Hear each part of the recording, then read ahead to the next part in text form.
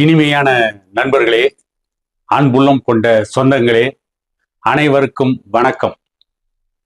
இந்த சட்டசபை தேர்தலில் நடிகர் விஜய் வெற்றி பெற்றுவிட்ட காரணத்தால் ஒரு முக்கியமான நபரையும் ஒரு தேசிய கட்சியையும் விமர்சிக்காமல் மறந்துவிட்டோம்.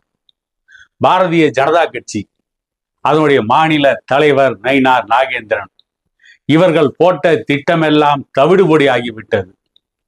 பாரதிய ஜனதா கட்சியின் அகில இந்திய தலைமை அமித்ஷா உள்ளிட்டவர்கள் அதிமுகவோடு கூட்டணி வைத்து அன்புமணியை அதிமுக கூட்டணிக்கு அனுப்பி அதன் மூலம் தமிழக அரசியலில் பல்வேறு சித்து வேலைகளை நடத்தி காட்டலாம் என்று நினைத்தார்கள். ஆனால் அவை அனைத்தும் படு தோல்வியில் முடிவடைந்து விட்டது. 2021 ஆண்டை விட நடந்து முடிந்த சட்டசபை தேர்தலில் அதிகமான தொகுதிகளில் பாரதிய ஜனதா கட்சி போட்டியிட்டது.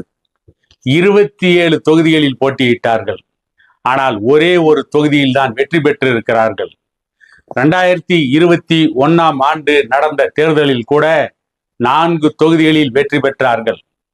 அந்த தேர்தலில் வெற்றி பெற்ற 4 முன்னாள் சட்டமன்ற உறுப்பினர்களும் இப்பொழுது தோல்வியை சந்தித்திருக்கிறார்கள். குறிப்பாக நயினார் நாகேந்திரன் பக்கா பிளான் போட்டார். மிகப்பெரிய திட்டங்களை எல்லாம் தீட்டினார். திருநெல்வேலி மாவட்டத்தில் அவருடைய சொந்த தொகுதியில் நின்றால் தொடர்ந்து 2 முறை வெற்றி பெற்றதில்லை.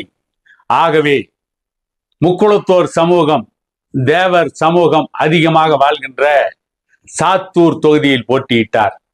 சாத்தூர் தொகுதியில் வெற்றி வாய்ப்பை தட்டி பறித்து விடலாம் என்று கனவு கண்டார் நயினார் நாகேந்திரன். கடைசியில் தோல்வியை தழுவினார். அதை போல கோவை மாவட்டத்தில் சென்ற தேர்தலில் போட்டியிட்ட தொகுதியை மாற்றி வேறு தொகுதியில் போட்டியிட்ட பாரதிய ஜனதா கட்சியின் வானதி சீனிவாசனும் தோல்வியை தழுவினார். இதற்கு முன்பு சட்டமன்ற உறுப்பினராக இருந்த 4 பேரும் பாரதிய ஜனதா கட்சியில் தோல்வியை தழுவி இருக்கிறார்கள். கடந்த 2021 ஆண்டு வெற்றி பெற்ற நயினார் நாகேந்திரன் பாரதிய ஜனதா கட்சியின் சட்டமன்ற குழு தலைவராக இருந்தார். ஆனால் இந்த முறை வெற்றி பெற்று விடலாம் என்று கனவோடு சாத்தூர் தொகுதியில் போட்டியிட்ட நயினார் நாகேந்திரனை தோற்கடித்து வஞ்சத்தை தீர்த்து கொண்டார் சசிகலா அவர்கள். அங்கே பசும்பொன் முத்துராமலிங்க தேவர் பாதுகாப்பு அமைப்பு என்கின்ற ஒரு அமைப்பை நடத்தி கொண்டிருந்த இசக்கி ராஜா என்பவரை நயினார் நாகேந்திரனுக்கு எதிராக அகில இந்திய புரட்சி தலைவர் மக்கள் முன்னேற்ற கழகம் என்கின்ற சசிகலாவின் கட்சியின் வேட்பாளராக நிறுத்தினார். அவர் 11,371 வாக்குகளை பெற்று நயினார் நாகேந்திரன் தோல்விக்கு காரணமாக இருந்தார். ஒரு விதத்தில் சசிகலா நயினார் நாகேந்திரனை பழி தீர்த்து விட்டார். நயினார் நாகேந்திரனுக்கு தேர்தல் பிரச்சாரம் செய்தவர்கள் ஆந்திர முதல்வர் சந்திரபாபு நாயுடு, பாரதிய ஜனதா கட்சியின் தேசிய தலைவர் நிதின் நபீன், அண்ணாமலை வரிந்து கட்டி கொண்டு நயினார் நாகேந்திரனுக்கு ஆதரவாக தேர்தல் பிரச்சாரம் செய்தார். கூட்டணி கட்சி தலைவர் என்கின்ற முறையில் எடப்பாடி பழனிசாமி பிரச்சாரம் செய்தார். அதையும் தாண்டி நயினார் நாகேந்திரன் திமுகவினுடைய வேட்பாளர் கடற்கரை ராஜு என்பவரிடம் தோல்வியை சந்தித்திருக்கிறார். வாக்கு எண்ணிக்கையின் போது இடைப்பட்ட சுற்றுக்களில் அவ்வப்பொழுது முன்னிலை வகித்தாலும் 18வது சுற்றுக்கள் பின்னடைவை சந்தித்த நயினார் நாகேந்திரன் இறுதியில் தோல்வியடைந்தார். திமுக வேட்பாளர் கடற்கரை ராஜ் 59,127 வாக்குகள், நயினார் நாகேந்திரன் 53,189 வாக்குகள், தாவேக வேட்பாளர் அஜித் குமார் 50,499 வாக்குகளை பெற்றார்கள்.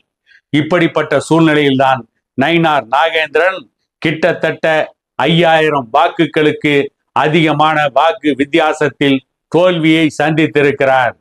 நயினார் நாகேந்திரன் தோல்விக்கு அச்சாரம் போட்டது, நயினார் நாகேந்திரனை தோற்கடித்தது சசிகலா என்பதுதான் இன்றைக்கு இருக்கின்ற நிதர்சனமான உண்மை. தென் மாவட்டங்களில் அதிமுக தோல்விக்கு சசிகலா எடுத்து வைத்த அரசியல் முன்னெடுப்புகள் தான் காரணம். சசிகலா திட்டமிட்டு தென் மாவட்டங்களில் அதிமுகவை தோல்வியடைய செய்தார்.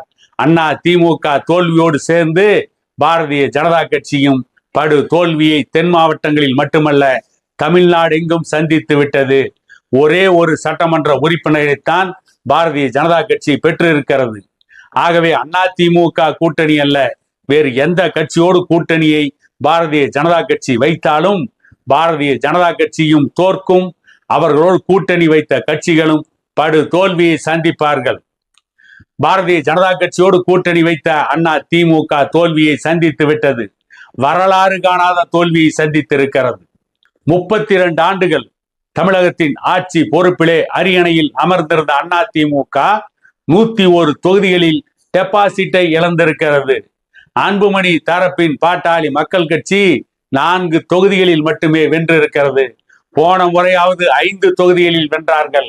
இந்த முறை 4 தொகுதிகளில் மட்டும்தான் வென்றிருக்கிறார்கள். சேலம் மாவட்டத்தில் அன்புமணி தரப்பு பாட்டாளி மக்கள் கட்சி பாரதிய ஜனதா கட்சியோடு கூட்டணி வைத்த காரணத்தால் ஒட்டுமொத்தமாக துடை தெரியப்பட்டு இருக்கிறது. தருமபுரி மாவட்டத்தில் இதற்கு முன்பு நடந்த தேர்தலில் 2 தொகுதிகளில் வெற்றி பெற்ற பாட்டாளி மக்கள் கட்சி அன்புமணி பாரதிய ஜனதா கட்சி அதிமுக கூட்டணிக்கு போனதற்கு பிறகு அங்கு தருமபுரி ஒரே ஒரு தொகுதியில் மட்டும்தான் வெற்றி பெற்று இருக்கிறார்கள். ஆனால் இந்த 4 தொகுதியில் பெற்ற வெற்றியை கூட அன்புமணி தரப்பு பெரிய வெற்றி என்று சொல்லிக் கொண்டிருக்கிறார்கள்.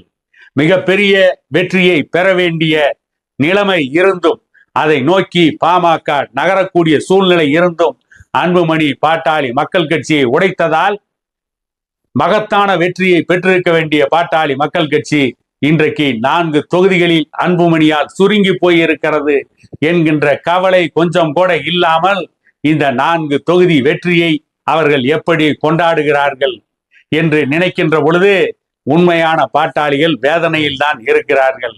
அதை போல பாரதிய ஜனதா கட்சி இன்றைக்கு மிகப்பெரிய படுதோல்வியை சந்தித்திருக்கிறது. ஆனாலும் நடிகர் விஜய்க்கு முழு பெரும்பான்மை கிடைக்காத காரணத்தால் மத்தியிலே இருக்கின்ற ஆட்சி அதிகாரத்தை வைத்து பல சித்து வேலைகளை தொடர்ந்து நடத்துவார்கள் என கூறிக்கொண்டு மீண்டும் ஒரு காணொளியில் உங்களை சந்திக்கும் வரை உங்களிடமிருந்து விடைபெறுவது உங்கள் எடப்பாடி துரைசாமி.